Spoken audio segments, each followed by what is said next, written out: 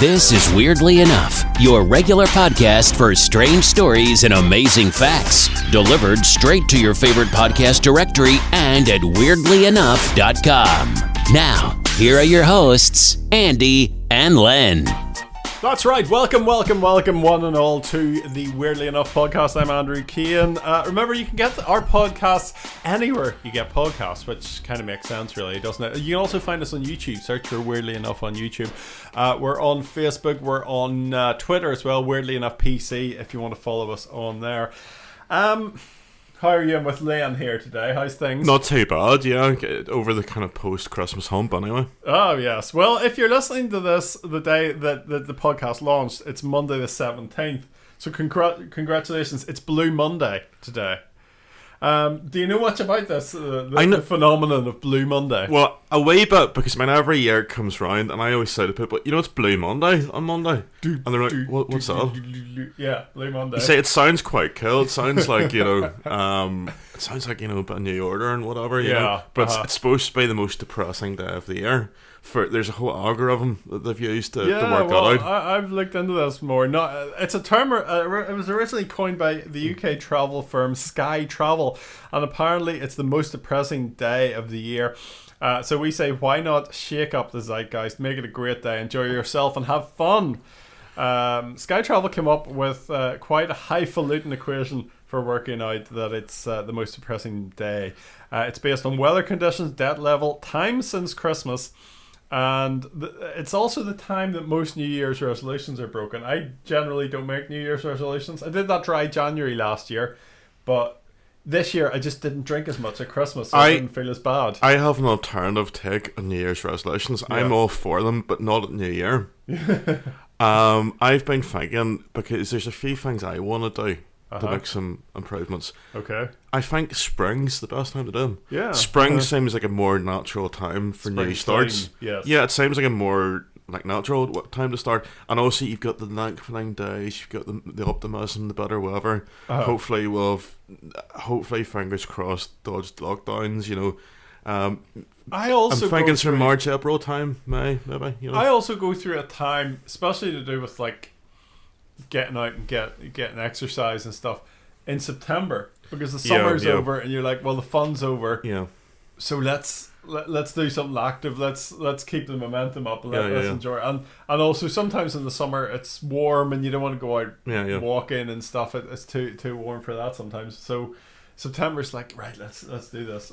Do it all year. See, that ties into what I'm saying though as well, because spring, it's there's a freshness about it. Yeah. It's you know, if you get warmer weather, it's pleasant. It's not oppressive in the spring. Yes, exactly. The way it can be once you get into the summer. I just feels like a more natural time for new starts, you know.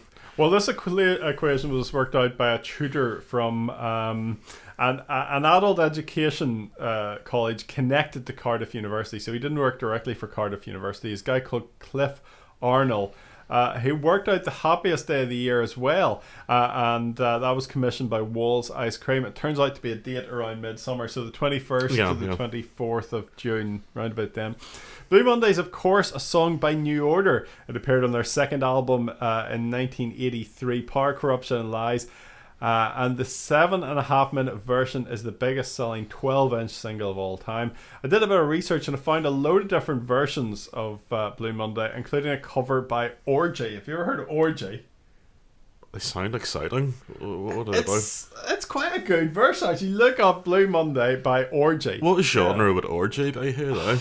I can't really play it. It's kind of rock rave, maybe. Oh, that sounds alright. Yeah, I'd be up for a bit of rock rave, I'd say. Yeah. Other bands: Fluke, 808 State, and Health. I know 808 State. I've heard of them. I remember them. Yeah. The song also influenced Kylie Minogue's "Can't Get You Out of My Head." And if you're looking for a way, when you say influenced, she sort of ripped it off a bit, to be honest. But I read about this. Was it a sample or was it an influence? To me, it's sampling it. Well, it's not quite a sample, but it's using the exact kind of structure of it. But some people say no, it's just heavily influenced. But I had said here, if you're looking for a way to cheer yourself up on the most depressing days, have a look at a mashup called "Can't Get Blue Monday Out of My Head," which is the two songs put together. and it's very good. It'll cheer you up, I can guarantee it. Now today, what are we looking at? I'm going to open the window, even though we might get some sounds because it's warm in here. We should probably keep the window open to be COVID secure. I'll just walk COVID away safe. down to the other end of this gigantic room that we're in here.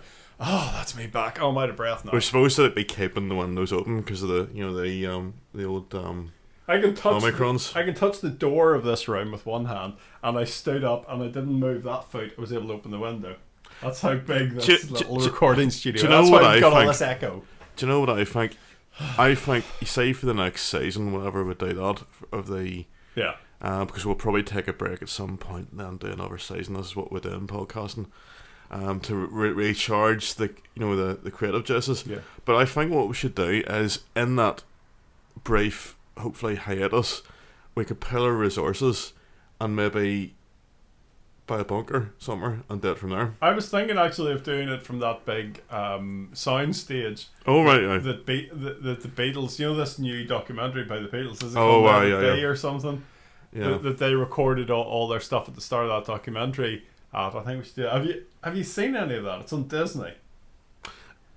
People go on about it all the time. It's got no commentary apparently or something. It's the most bizarre but enthralling thing. I watch it and it's to watch their interactions, but there's no real kind of narrative structure or it's certainly in what I've watched of it. It's just you just watch how they interact. A great quote by Frank Skinner on Frank Skinner's podcast. I don't want to rip off another comedian. I'm not a comedian, but I don't want to rip him off. But he said John and Yoko looked like a pantomime horse without the costume, the way they follow each other around. Right. It's really good. They do just kind of mope around together. I've often thought with us, you're like Paul McCartney to my John Lennon. Yeah, I as I watch it, I changed my way I feel about the two of them. Yeah, especially Paul McCartney. He seems like a really kind of decent chap. Yeah, Lennon is Lennon. I think he would have been hard work. I don't know. I think he seems a bit more down to earth than maybe you would have imagined. Lennon is Lennon, but he's perhaps not as crazy as acerbic. You feel for Ringo though. Every time he stands up, somebody else is up trying to drum. Yeah, there's always these men. Oh, you're not very great at this, are you? Oh, I'm not really. I think if we were Pink Floyd, you'd be Dave Gilmour to my Roger Waters. Yeah. And we don't have a Sid Barrett, really. They didn't need him. Oh, wow. Some might argue with that, but anyway. Anyway, today, what are we going to talk about on the Weirdly Enough podcast? Max Spiers. Have you heard about Max Spiers? No, I haven't. Who's Max Spiers? Well, is it a person? Is it a thing? Well, because unfortunately he has joined the choir Invisible. Oh, okay. He's passed on. Do you recall when we were doing the Internet Wireless a few years ago? Internet Wireless? And the old, it was when we were the Pet Shop Boys. Yes, It was one of the incarnations of, I think it was fairly early on, actually, when we had we had that radio show. Yeah. Before we were really taken off. Yes, by machinations, but we'll not go into that, because we're seeking legal redress as we don't care about it. No, they're happy to go on their way, and we're happy with this. No, I'm rambling, but there's a chap, an eccentric chap. I believe he worked in the Kodak shop. Oh yes, do you remember that chap? Yes. And he popped in, and we got I was chatting. looking for him today, we got chatting to him about conspiracy theories, for some reason, and he says, "Oh, have you ever heard of Max Spiers?" And had you up to not that point? Not at that stage, but then I looked into it later, and there's quite a story behind this. Basically, he died on the 16th of July 2016, right, in Warsaw. Yeah, and he was about he was attending a conference at the time about conspiracy theories. Now he'd been interested in conspiracy theories from a young age, and it was actually quite an interesting character. He had an idea that he was a super soldier. He was a super soldier. He was a super soldier, yeah. Okay. Now, he died in the sofa at a friend's house in Warsaw, Poland, and it was at a UFO convention he was at. Oh. And at the convention, he was gonna... Now, I'm assuming, yeah, he hadn't done his presentation yet. He was going to present many of his ideas and conspiracy theories around UFOs. But he hadn't done it yet. But a few days before that, he was found in his friend's coach dead. Now, the doctor that examined him said that he was found vomiting a mysterious dark fluid. And he'd been interested in conspiracy theories from a young age. He talked about when he was younger, he had out-of-body experiences, which he used to justify his conspiracy theories. And he said he'd been given supernatural powers at birth. Yeah. He said that the government had created him as a super soldier. Yeah. From a very young age. And he said that this super soldier side of him was inactive and it was waiting for a trigger word to wake him up. Right. So it was one of these, this idea that, you know, if you said like Blue Monday to somebody, it'll be like their trigger, so they go off and do an assassination or something like that, you know, sort of way. Now, his friend and UFO researcher Miles Johnson from Northern Ireland was very sort of involved in all this. Miles Johnson is actually a very interesting character, and I want to do maybe a show about him in the near future. Okay. He's a guy from Lurgan, and he does a thing called the Basis Project. Right. And it's all about UFOs, and it's not that Miles Johnson, because there's a Miles Johnson that does like weird art. Miles Johnston. Yes, this guy's also Miles Johnston. Okay. So if you look for Miles Johnston's Basis Project, you should be able to bring it up. Okay, well, we'll look up that later on. And he's quite an interesting character, and he's got a very distinctive accent. Right. And he's from Northern Irish, and he talks about super soldiers. Now, he said that Max Spiers knew he was going to die, and the circumstances behind this were very mysterious. He said it was a cover-up, and he actually told the Huffington UK that this is merely a cover story for ordinary folk, and that he was actually silenced by the government, right? Because he was going to spill the beans. Yeah. Now, Johnston said that Spiers was a super soldier who was being directed through mind control by the government. Okay. And the quote is, he was a weaponized system to be engaged with in some kind of warfare. You don't have to do the accent. What's that? You don't have to do the accent. I suppose I'm Northern Irish myself, so it's a bit sort of redundant, like, isn't it? Well, what was he saying? Yeah. Now, this was actually an interview for Radio 4 that Johnson gave. Okay. And he, by the way, he's no relation to me. Wow.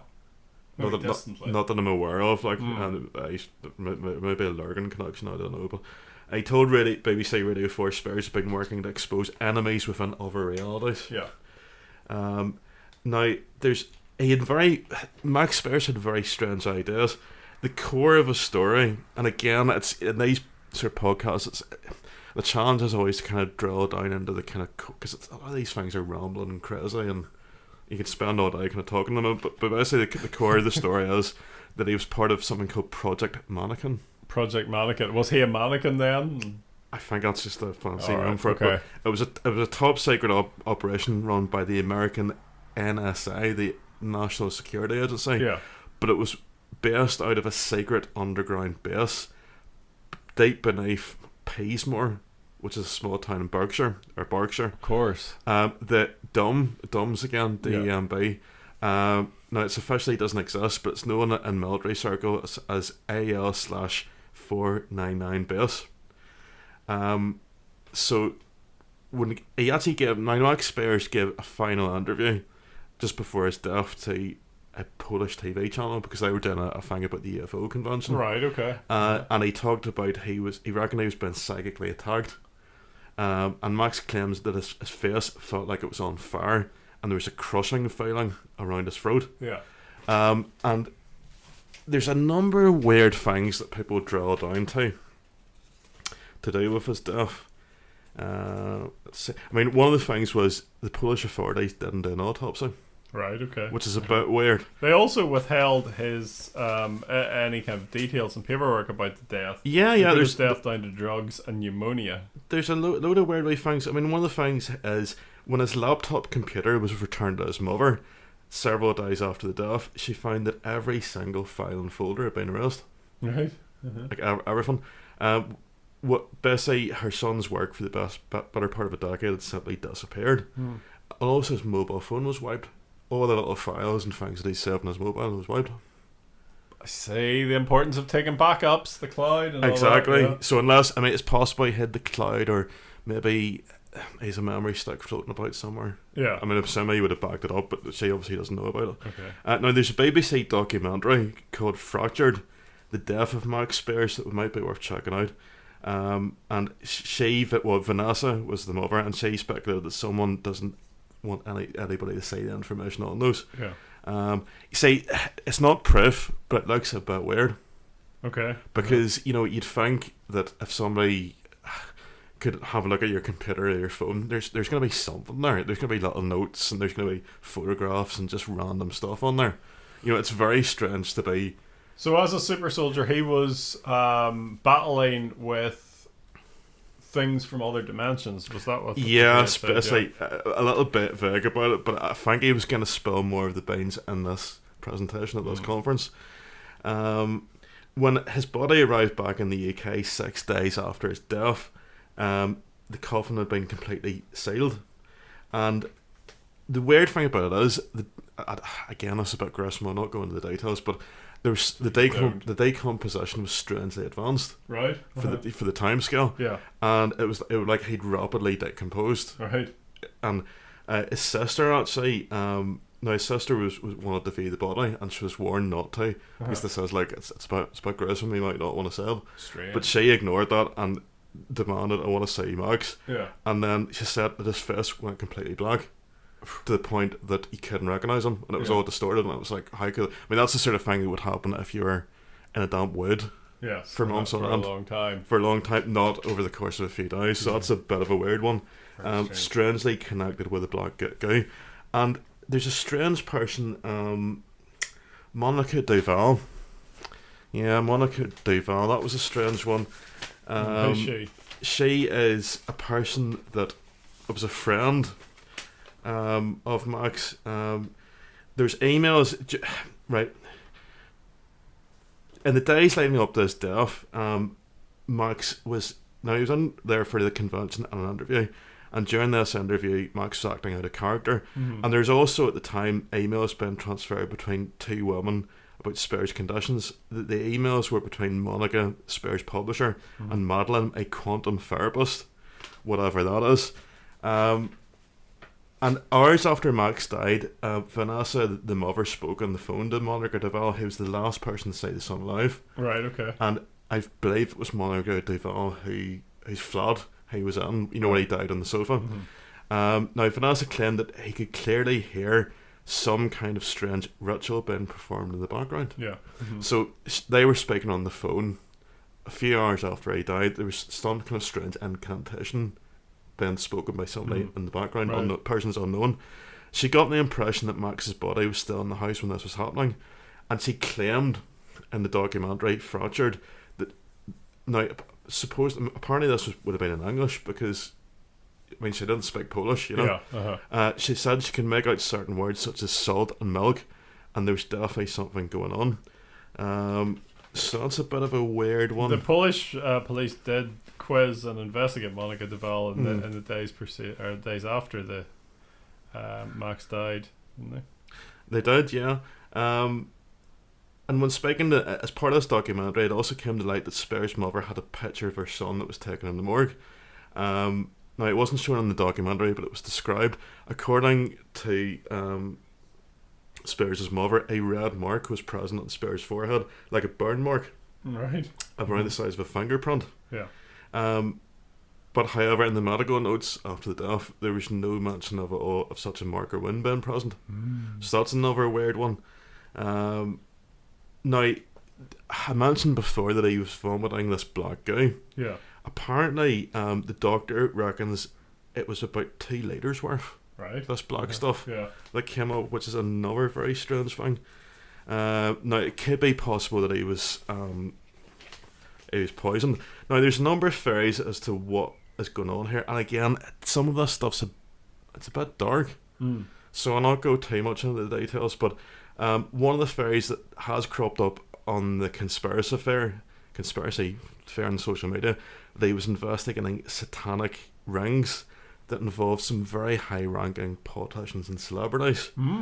And some sites even connect this to Pizzagate, if you've ever heard of that. That's quite a sinister one. Right. No. and not go too much into the details because it's a bit dark. But Okay. I mean, if you're listening to this and you want to obviously chase it up, you can do that. Yeah. So yeah, there's a number of weird things, and it's definitely Pizzagate's about the election of the president. yeah, it's odd. I mean, Pizzagate was a funny one. It was all to do with very dark goings on that were happening in a pizza restaurant. I think it was might have been in San Francisco or Los Angeles. Eventually debunked. It was debunked, yeah. but Pizzagate was a funny thing because if it was all around about the time of Trump, and it was the Clintons and stuff like that. And there's a guy that became so convinced by what he thought was going on at this place, he actually tried to go in and shoot people. Right. Because he was convinced, I have to take this thing down. Yeah. So so it's an interesting one. So it's definitely worth more of an investigation, I think. Very worth digging into. Yes. Yeah. Thank you for bringing Max Spiers to our attention here. And A bit of a dark one, but a kind of an interesting one, I think. We'll keep our ears open to that one, but yes, very interesting. Yep. Thank you. We'll be back shortly with some weird shorts. WeirdlyEnough.com if you want to find our website. Remember, you can find us anywhere that you download podcasts. We're on Spotify as well. We're on YouTube. Just search for Weirdly Enough. So do you remember a story a few weeks ago about a woman who started divorce proceedings against herself after she got married to herself, and then she decided she wanted to move on. She didn't want to be married to herself anymore. She divorced herself? Yes, she divorced herself. And this is the thing now. People can marry anything, it turns out, especially in the internet world. You can marry a goat, you can marry a teddy bear, you can marry all sorts of things. Do you remember back in the 90s? Yeah. There was a thing about people divorcing their parents. Yes. And it's actually, funnily enough, it's actually referenced in, of all things, Dairy Girls. Right. Because there's a conversation in one of the early episodes about divorcing your parents, and then the man's like, slobbering at the wee girl and all that. I was going to say, was that not in a sitcom? But yeah, it's in Dairy I Girls. was thinking it could have been in Seinfeld or something like that. It's that kind of thing. Because it became such a thing, it kind of filtered over the hair, This divorce your parents kind of thing. But no, this is a new concept. To add more confusion, a woman in California has decided to marry a colour, and that colour is pink. Do you remember the good old days when people married the Eiffel Tower? Yeah. Or married your horse or your dog. That was the good old days. Now we're in the realm of surrealism, where you're marrying. Do you know what the next thing's going to be? What? I've fallen in love with angst. I think I'm going to marry the emotion of emotions. angst. Yeah. There was something about a woman that married a ghost, wasn't there? And then it didn't work out. It was like a ghost of a parrot or something, wasn't it? It was a bit of a get, really. Well, what do you expect? The guy's just a parrot, exactly. That's right. You can get married to a colour these days, but you can if you live in Hollywood anyway. Her name's Kitty K. Sierra Rose. She rose to fame in 2018 by being crowned the pinkest woman in the world. Right. She spent a cool £1 million creating a home totally coloured pink, from the curtains and carpets to the TV. The drapes and drawers are the same then. Isn't that what they say? The drapes and something are the same. Yeah. If you were going to marry a colour, what colour would you marry? I like orange. Not. I'm sure you do. No. Oh, well, right, no. Sorry, I'm just joking. But not because of the colour. Yeah. Because of the fact that the fruit came first. Right. And then somebody said, we'll name the colour of it after the fruit. Yeah, I think that's quite cool. Well, I've always been quite attracted to Movra. Right. Peace. Our front door, even loo rolls and kitchen utensils all had to be pink in this house. So finally, the pink lady of Hollywood, she's made history in a ceremony where, of course, she wore pink, arrived in a pink Chevrolet, and gave herself a pink wedding ring. Kitty says she's been dating pink, the colour that is, not the artist, for over 40 years, and decided now was the right time to make it official. So there you are. Good. Best of luck to her. Do you know, sometimes in my darker moments, yes, I think about, the way there's been a run of stories about asteroids narrowly hitting the planet? Yes. In my darker moments, I kind of think, I'm going very dark out in this podcast, but in my darker moments, I kind of, and it's been because I was thinking about it more. You know that show, Don't Look Up. Yes, I kind of got me thinking about it as well. I was thinking, would it be such a bad thing? You know, it would be the ultimate great reset. We could start again with the remnant. You know, we just say like it hasn't worked out. We've had, I mean, how long have we been on the planet? About 65,000 years. I suppose it depends what you define as a human, really, but it's been a long old time. 65. I think that's all it is, like 65,000 years. Or yeah, or I suppose you could take it back further, and you know the way they say the first human was like Lucy, like about a billion years ago, or whatever it was, or maybe I'm not very good at science, so don't send in emails criticising me getting my facts wrong. But the point is this: we could just say like it's a bite and dog it. What we've messed up, we'll start again. Yeah. You know, you have to do that with projects sometimes, like, you know. Sometimes, yes. You know. You ever see there's websites out there, and it's probably across social media as well. Funny things that have been seen on Street View. Can you think of any? You know, there's like people in like ghost masks and people that look like they're staging a kidnapping or something. And clowns. Do you remember we were talking about clowns a few weeks ago? As the Google Street View car goes past. Now, it would be quite some doing because you'd have to know when that car was going to drive past you. That's very weird, isn't it? Get it all ready. But there's like pictures of people like gangs with guns running after the car and different things in Mexico City. What would be the odds of that? I know, you'd have to know it was in the local area then, right? Yeah. We're going to wait for it here. Have you ever been on Google Street View? I've been a couple of times. Not to my knowledge. I'm out and about a lot. You know, well, so am I. But I mean, I've probably been on. Like, I was thinking the other day, I must be on the news. Yeah, because like you know the way they're talking. You know the way like they have these generic street signs where you have somebody on going about retail in Belfast or something like that, and you've got all these randomers wandering around. I'm sure I must have been wandering, kind of gormlessly wandering around with coffee or something. Vox Pops. You're in the back of a Vox Pop. Right, yeah. Because I've avoided Vox Pops because like I've been walking down the street and you get these guys with these silly things on, and I've kind of ran away from them before. Have you ever seen Henry Winkler in the Vox Pop? No. He lives somewhere in like London somewhere, right? And he was walking down the street and somebody started questioning him about some local issue. Yeah. And he was answering it all. And then people are like, that's like the phones. Yeah. Well, it became the undoing of this guy, 61-year-old mafia kingpin Gio Acino Gamino. I hope I'm saying that right, because you know what the mafia are like. Well, you don't want to end up in the foundations of a flyover or something like that. He took himself on the run for 20 years until Street View was finally his undoing. Italian police suspected he was in Spain but were unable to locate Gamino. However, he was spotted by eagle-eyed cops from Italy's anti-mafia squad, the DIA, from a photo on the mapping site.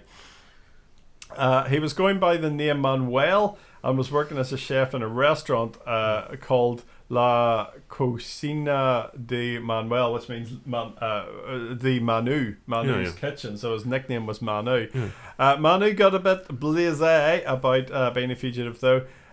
He even offered a Sicilian dinner as part of the menu, or the menu for his restaurant, which bared his name. What's a Sicilian dinner? Hey, come and have a Sicilian dinner. It'd be interesting, yeah. I suppose it'd be like Italian food with added sort of mafia kind of thing. Yeah. He managed to escape prison in Rome in 2002 during the filming of a movie when he slipped out with extras dressed as inmates. So they were in this real prison, they were filming something, but there were extras dressed as inmates, and there was a bit of a fracas, and he managed to escape then. Since then, he evaded capture, and he eventually ended up in this small Spanish town where he now awaits deportation back to Italy in February. But I'm sure that the prison kitchens in Italy will be glad to see him come back. Oh, they certainly will, yeah. It'll be, those prisoners will be... Well, it reminds me of but have you ever seen, what was that film? Was it Goodfellas? I think it was Goodfellas, yeah. It was Goodfellas, where your man goes into prison, but it's okay because he's a made man in the mafia. Alright. And have you ever seen that? And they basically live like kings. No, I've never seen that. It's a really good film. Seriously, I can't believe you've never seen it. It's actually a really good film. But he goes into jail, and it's like, hey, it's okay if you're a made man. Yeah, and they're all like sitting like these massive sticks and stuffing their faces with like spaghetti and stuff, and basically treating the prison officers like servants. So it's funny, like, you know, it's, you know, good fellas, yeah. good show, like, you know. And finally, twins who were born just 15 minutes apart at New Year's have a pretty unique accolade of not just having birthdays on different days, but in different years.